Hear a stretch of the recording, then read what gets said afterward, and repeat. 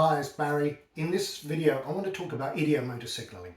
Now, if you speak to hypnotherapists, many hypnotherapists have been trained with the idea of communicating directly with the unconscious or the subconscious mind using ideomotor signaling. And typically this would be finger signaling. So if you don't know what that is, let me just give you a brief rundown. So basically you have the person in hypnosis and you can set up a channel of communication. And that might simply be, on one hand, have a signal for yes, and on the other hand, a signal for no. And the idea is that you're communicating directly with the unconscious part of the mind. And as a result, you can question them about the problem and the origins of the problem and blah, blah, blah, blah, and resolve it and all this sort of stuff. And it sounds really impressive.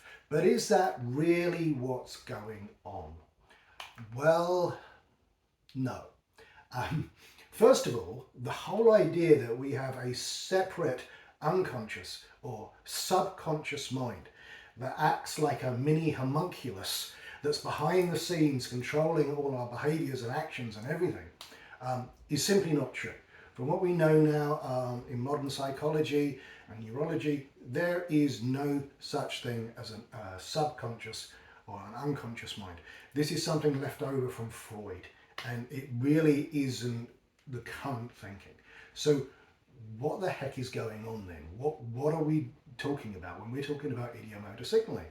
Well, I'm glad you asked. You might want to strap in for this one and get yourself a cup of coffee, because what's really happening is not what you think. You are not communicating with a separate part of the mind called the unconscious mind. So what the heck is moving the fingers? Well, it's something called phenomenological control. I know that's a really big word. I've been practicing for about 10 minutes before I did this video just to get that word out. It's something called phenomenological control.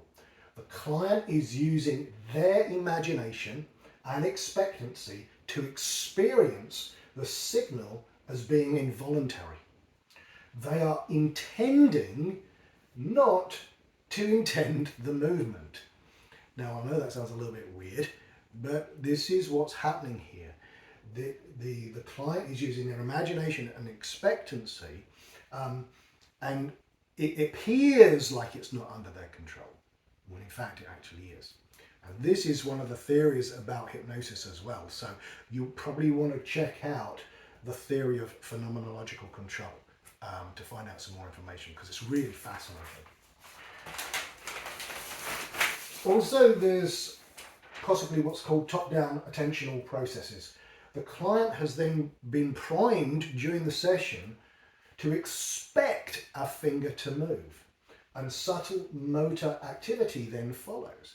Because in hypnosis, you'll say to them, in a moment I'm going to talk directly to the unconscious mind, and all I need to do is to set up a channel of communication. And I'd like your unconscious mind to lift this finger, and your unconscious mind to lift this finger as a no signal. And this is what's happening there. The client's been primed to expect a finger signal to move. And that's what happens. It's expectancy going on here.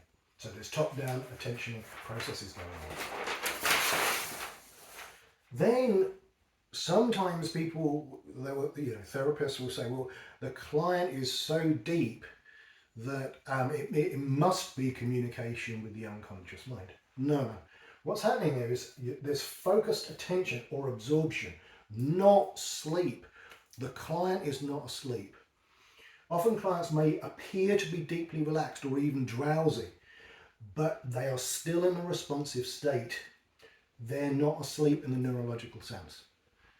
If they're asleep, there would be no movement, because in sleep, all the motor activity stops, right? This is why if you have a dream and like you're dreaming that you're running, your legs aren't flapping about. So it's a focused attention or absorption, because sleep involves reduced voluntary and involuntary motor responsiveness. Again, if you have a dream, if your brain is working properly, and if you're having a dream and you could be having a fight in your dream or whatever, you're not lashing out and punching. Now, if you are, that's a neurological condition. You might want to see your doctor about that. There's EEG activity shifts from attentive beta alpha states to theta delta rhythms when a person's asleep. Now, I know at this point someone's going to say, yeah, but hypnosis has to do with brainwave level activity. No, it really doesn't. Again, another myth. Also in sleep, the motor cortex is less active, especially in REM sleep, where the motor output is completely inhibited. This is really important to understand, is that if a person's in REM sleep, the motor activity is completely inhibited. So you won't be getting finger signals if the person's asleep, because the brain has switched off that particular process. So then some people say, well, it's you know, you're talking to the right hemisphere of the brain. It's not the unconscious or the subconscious. It's the right hemisphere of the brain. Well, no, because both hemispheres work together. Ideomotor signaling works through distributed neural networks involving motor planning, attention, and sensory motor integration. So this whole idea of left and right brain stuff is not as it's not like you think it is. It's a lot of the stuff is just simply not proven not to be true. So what the hell then are IMRs? What is happening then? You're getting finger signals. They are responding to the questions. What is doing this? If it's not the unconscious mind or the subconscious or the right hemisphere, then what is it? Well, IMRs are a form of suggestion-induced micromovements guided by phenomenological control. That's what they are. So what the heck does that mean? Well, in short, what it means is no, there is no separate part of the mind, an unconscious or a subconscious. No, it's not the right brain that's communicating. No, the person isn't asleep if their fingers are still moving. It's just not possible. But yes, it's phenomenological control and suggestion-driven micro-movements. Now, that doesn't mean they're not useful. You can use them. It's a useful way of working. I studied many years ago the work of David Cheek, and looking at this, it is a useful way of working at some points, but it's not communicating with the unconscious mind. You are not getting deeper information by using IMRs. It's just not happening. In some cases, it's just wishful thinking. So do not be duped into thinking that you are communicating with some homunculus that's behind the scenes controlling all the activity. That's not what's happening. It's phenomenological control and suggestion-driven micro-movements. So if you like this video, make sure you check out the membership section, because there's huge amounts of really in-depth videos and techniques on NLP and hypnosis in there. And make sure you like and subscribe. And I hope to see you soon.